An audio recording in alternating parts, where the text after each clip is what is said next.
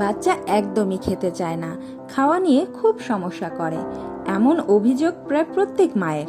বিশেষ করে 6 মাস বয়সী থেকে 5 বছর বয়সী শিশুদের মধ্যে খেতে না চাওয়ার প্রবণতা অনেক বেশি লক্ষ্য করা যায়।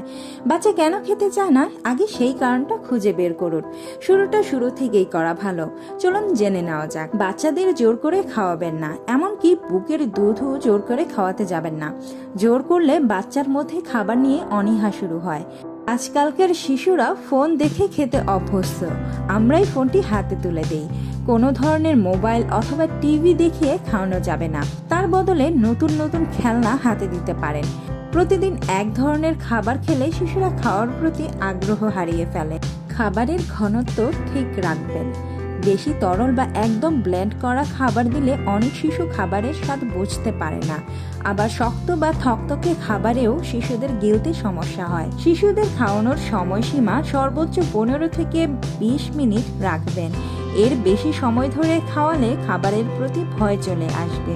শিশুদের পাকস্থলী আকারে বেশ ছোট হয়ে থাকে, তাই দুধ খাওয়ার পরপরই ভারী খাবার দিলে শিশুরা খেতে চায় না, কারণ দুধই তাদের পেটের অনেকখানি ভরিয়ে ফেলে। চকলেট, চিপস, জুস, ললিপপ ইত্যাদি শিশুর খাওয়ার রুচি নষ্ট করে ফেলে। এ বয়সী শিশুরা যদি এ ধরনের বাহিরের খাবারে অভ্যস্ত হয়ে যায়, তাহলে ঘরে তৈরি খাবারের প্রতি অনীহা কাজ করে। একজনের বাচ্চা বেশি খেতে পারছে বলে তার দেখাদেখি আপনার বাচ্চাকে একই পরিমাণ খাওয়াতে হবে, এই ভাবনা ভুল। যদি বাচ্চা একেবারেই কম খায়, সেই ক্ষেত্রে কিছুক্ষণ পরপর পুষ্টিকর খাবার খাওয়ানোর চেষ্টা করবেন। শিশুকে নাদুস নুদুস বানানোর চেয়ে সুস্থ রাখা বেশি জরুরি। তাই যদি মনে হয় শিশু শরীরে পুষ্টির অভাব হচ্ছে বা খাওয়ার অভাবে অসুস্থ হয়ে যাচ্ছে, সেক্ষেত্রে শিশু বিশেষজ্ঞের পরামর্শ নেওয়া উচিত। কোনো প্রশ্ন থাকলে তা কমেন্টে জানাতে পারেন। পরের ভিডিওটি একদমই মিস করা যাবে না।